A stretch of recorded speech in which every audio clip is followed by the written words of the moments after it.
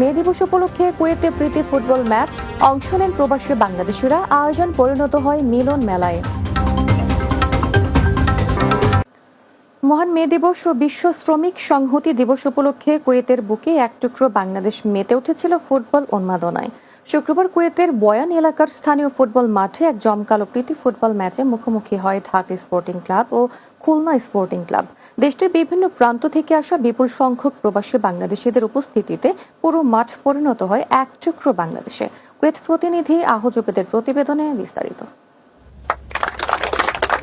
মরুর বুকে বাংলার গর্জন, ঠিক অনেকটা বাংলাদেশের মাঠে যেন বাংলার সূর্য সন্তানদের খেলাধুলায় ব্যস্ত থাকার সময় এটি।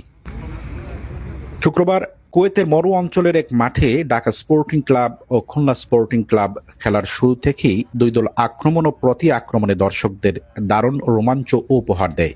টান টান উত্তেজনার এই ম্যাচে শেষ পর্যন্ত ঢাকা স্পোর্টিং ক্লাব 1-0 গোলের ব্যবধানে এক স্বস্তিদায়ক জয় নিশ্চিত করে। এই খেলা উপভোগ করেন কুয়েতে বাংলাদেশি কমিউনিটি নেতারা। তখন তারা তুলে ধরেন তাদের অনুভূতির কথা। স্পোর্টিং ক্লাব যে একটা সুন্দর একটা মনোরম একটা দৃশ্য দেখাচ্ছে আজকে খুলনা স্পোর্টিং ক্লাব বনাম ঢাকা স্পোর্টিং ক্লাব যে একটা প্রীতি ম্যাচ খেলছে, তার জন্য আমি সাধুবাদ জানাচ্ছি। মে দিবস সংগ্রাম করেছিল, তার বিনিময়ে এই দিনটা দেওয়া হয়েছে 1 মে। সেখানে আমরা সবাই আমাদের পূর্বপুরুষেরা যে কাজ করেছে তাতে আমরা এখন সে স্বাধীনতার জন্য আনন্দিত হয়েছি এবং আমরা আজকে খেলার মাঠে এসেছি। আমরা ক্রীড়া নিয়ে ব্যস্ত আছি এই দিনে। মহান মে দিবস ও বিশ্ব শ্রমিক সংহতি দিবস উপলক্ষে এমন আয়োজনের প্রশংসা করেন দর্শক গ্যালারিতে থাকা ভিআইপি দর্শকেরা। 1 মে শ্রমিক দিবস এবং আমরা প্রবাসে শ্রমিক হিসেবে আছি। শ্রমিকদের সুস্বাস্থ্যের জন্য আমরা মাঝে মধ্যে খেলাধুলার আয়োজন করি। তার ভিতরে আজকে একটা আয়োজন হচ্ছে আমাদের ঢাকা স্পোর্টিং ক্লাবের পক্ষ থেকে।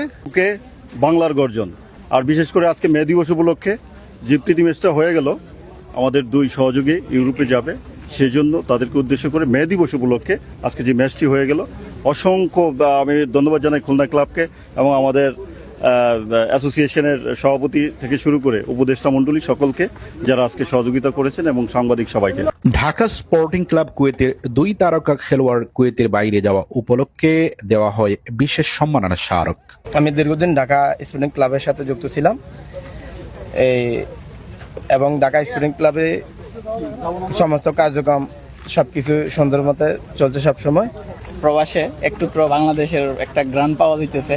তো আজকে শ্রমিক দিবস উপলক্ষে আমরা আসলে বিদেশে প্রবাসীরা শ্রমিক, সবাই শ্রমিক এখানে যারা আছি, ক্লাবের পক্ষ থেকে সবাইকে শুভেচ্ছা, অভিনন্দন। অতিথিরা মনে করেন মে দিবসের এই আয়োজন যেমন শ্রমিক সংহতিকে সুদৃঢ় করেছে, তেমনি কুয়েতের মাটিতে বাংলাদেশের ফুটবল ঐতিহ্যকে গৌরবের সাথে তুলে ধরেছে।